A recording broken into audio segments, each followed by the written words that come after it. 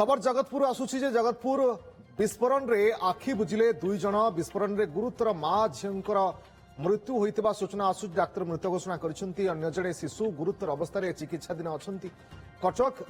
जगतपुर महाजनपुर एभली एक भयंकर बाण विस्फोरण घटिला जगतपुर महाजनपुर अंचल रे घर भितरे बाण भिड़िला बेले ए विस्फोरण होइतिबा सूचना मिली विस्फोरण रे 3 जन गुरुतर होई एससीबी मेडिकल भर्ती होइतिले तेबे घर मालिकंकर पत्नी बहु एवं नातुणी को गुरुतर अवस्था एससीबी रे भर्ती करा जायतिला सूचना अनुसार এই গ্রামর গোবিন্দ নায়ক ঘরে বাণ মহজুদ রখিଥିବା সহিত অধিক বাণ ভিড়া যাଉଥିବା ସମୟରେ বিস্ফোরণ ହୋଇଥିବା ଯାହା ଜଣାପଡ଼ିଥିଲା ବାଣ ବିସ୍ଫୋରଣରେ ଦୁଇ ବଖରା ଘର ମଧ୍ୟ ସମ୍ପୂର୍ଣ୍ଣ ନଷ୍ଟ ହୋଇଛି ଜଗତପୁର ବାଣ ବିସ୍ଫୋରଣ ଘଟଣା ଯେଉଁ ଘଟଣାରେ ଦୁଇ ଜଣଙ୍କର ମୃତ୍ୟୁ ହୋଇଥିବା ଖବର ଆସୁଛି ଦୁଇ ଜଣ ଆଖି ବୁଜିଛନ୍ତି ବିସ୍ଫୋରଣରେ ଗୁରୁତର ମା ଝିଅଙ୍କର ମୃତ୍ୟୁ ହୋଇଥିବା ଡାକ୍ତରଙ୍କ ତରଫରୁ ସୂଚନା ଦିଆଯାଇଛି ଅନ୍ୟ ଜଣେ ଶିଶୁ ଗୁରୁତର ଅବସ୍ଥାରେ ଚିକିତ୍ସାଧୀନ ଅଛି कटक जगतपुर महाजनपुर एभली एक भयंकर बाण विस्फोरण घटिला जगतपुर महाजनपुर अंचल घर भितर बाण भिड़ा बेले विस्फोरण होता विस्फोरण में 3 जन गुरुतर हो एससीबी मेडिकल भर्ती होते घर मालिकंकर पत्नी बहु एवं नातुणी को गुरुतर अवस्था उद्धार कर एससीबी मेडिकल भर्ती कर सूचना अनुसार ग्रामर गोविंद नायक घरे बाण महजुद रखा सहित अधिक बाण भिड़ा जाउथिबा समय भयंकर विस्फोरण होता प्रभात विषय सीनियर रिपोर्टर आम सहित जोड़ी फोन लाइन अधिक सूचना प्रभात जानापी चाहिए निजे दुखर विषय जे 3 जनकर अवस्था हुए तो गुरुतर थिला से एससीबी मेडिकल भर्ती करा जायतिला कि 2 जनकर मृत्यु हो सारी हाँ देखो आपको गोटे सूचना देवाक चाहिए जहाँ आप कहते कथा संशोधन करने चाहिए माँ झील मृत्यु होती अर्थात माँ रही बहु सुधांशुबाला नायक छोट 3 वर्ष जो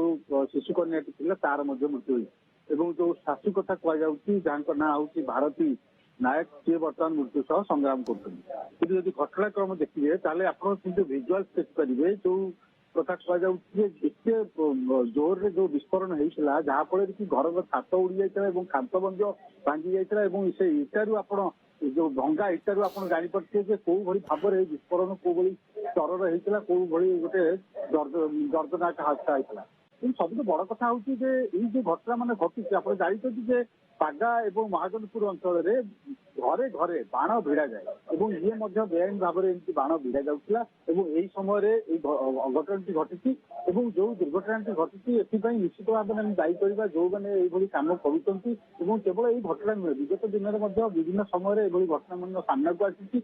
बाण विस्फोरण अनेक आहत होती अनेक मृत्यु होती घर भांगी घर उजुड़ी लोकंर कारण गत किसी दिन तले आप जानते कटकर निकट में जो रही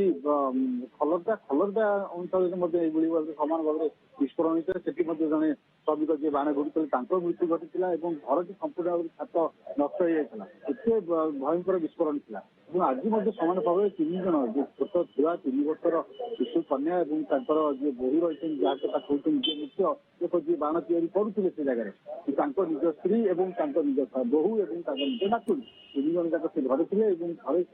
बाण भिड़ुवा बेले ये विस्फोरण होती तुरंत कटक एससीबी मेडिकल कार्यालय भर्ती कराइला 3 जनकर वेंटिलेटर लगी किंतु गोटे दुखर कथा 2 जनकर बर्तमान मृत्यु घटी जो साक्षी रही भारती नायक जी रही बर्तमान अवस्था संकटापन्न रही सी मृत्यु सह संग्राम कर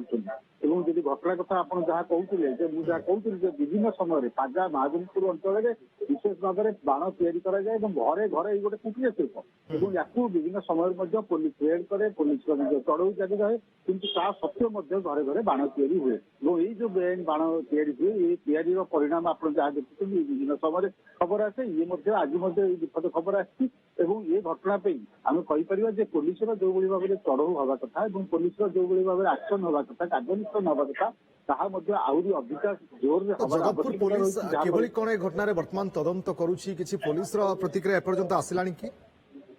देखो बर्तमान सुधा पुलिस प्रतिक्रिया आसनी हूँ तो परवर्ती अवस्था में पुलिस प्रतिक्रिया आसीपे कि पुलिस बर्तमान तदंत करा कथा कहते जी मुख्य अभियुक्त रही जी बेआईन बाण भिड़ुते सी बर्तमान फेरार अच्छी पुलिस खोजुची कि जहाँ भी हूँ जिते गोटे घर परिवार 2 जन जीवन बर्तमान चलीगला निश्चित भाव में कहवा ये गोटे दुखद घटना किंतु जो मैंने विशेष करके कम कर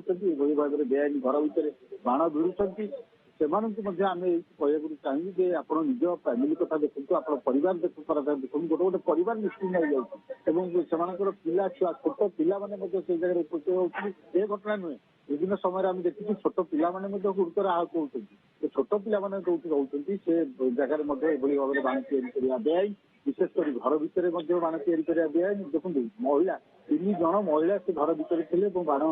ବିସ୍ଫୋରଣରେ ସେମାନଙ୍କର ଅବସ୍ଥା ସଂକଟାପନ୍ନ ହେଲା ଏବଂ ସେମାନଙ୍କର ମୃତ୍ୟୁ ଘଟିଲା ଏବଂ ଜଣେ ବର୍ତ୍ତମାନ ମୃତ୍ୟୁ ସହ ସଂଗ୍ରାମ କରୁଛନ୍ତି ଏବଂ ସେମାନଙ୍କ ପାଇଁ ଚିକିତ୍ସା କରିବା ପାଇଁ ଡାକ୍ତର ମଧ୍ୟ ଟିମ୍ ଲାଗିଛନ୍ତି ଏବଂ ଯୋଉ 2 ଜଣଙ୍କର ବର୍ତ୍ତମାନ ମୃତ୍ୟୁ ଘଟିଛି ସେମାନଙ୍କ ପାଇଁ ମଧ୍ୟ ଗୋଟିଏ ଟିମ୍ ମଧ୍ୟ ଡାକ୍ତରୀ ଟିମ୍ 2 ଜଣଙ୍କ ପାଇଁ ଲାଗିଥିଲେ। ସେମାନେ ମଧ୍ୟ ଭେଣ୍ଟିଲେଟର ଥିଲେ, କିନ୍ତୁ ଡାକ୍ତରମାନେ ତାଙ୍କୁ ବଞ୍ଚେଇ ପାରିନାହାନ୍ତି ଏବଂ ଛୋଟ ଝିଅ ଯୋଉ 3 ବର୍ଷର କୁନି ଝିଅ ଥିଲା 95% ଅର୍ଥାତ୍ 95% ତାର ବର୍ନ ଇଞ୍ଜୁରି ଥିଲା ଏବଂ ଯୋଉ ମା ଯିଏ ମରିଛନ୍ତି ତାଙ୍କର ମଧ୍ୟ 90% ଅଧିକ ମଧ୍ୟ ବର୍ନ ଇଞ୍ଜୁରି ଥିଲା ଏବଂ ଇଏ ଯିଏ ବର୍ତ୍ତମାନ ପଡ଼ିଛନ୍ତି ଯେ ସଦ ସଂଗ୍ରାମ କରୁଛନ୍ତି ତାଙ୍କର ମଧ୍ୟ 90% ଅଧିକ ବର୍ନ ଇଞ୍ଜୁରି। 3 ଜଣଙ୍କ ଭିତରୁ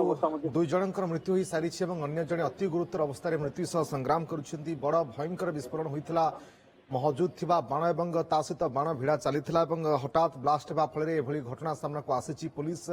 କିଭଳି ଭାବରେ ଘଟଣାରେ ତଦନ୍ତ କରୁଛି ତା ଉପରେ ନଜର। ବହୁତ ବହୁତ ଧନ୍ୟବାଦ ଆପଣଙ୍କ ସମସ୍ତ ସୂଚନା ପାଇଁ ପ୍ରଭାତ।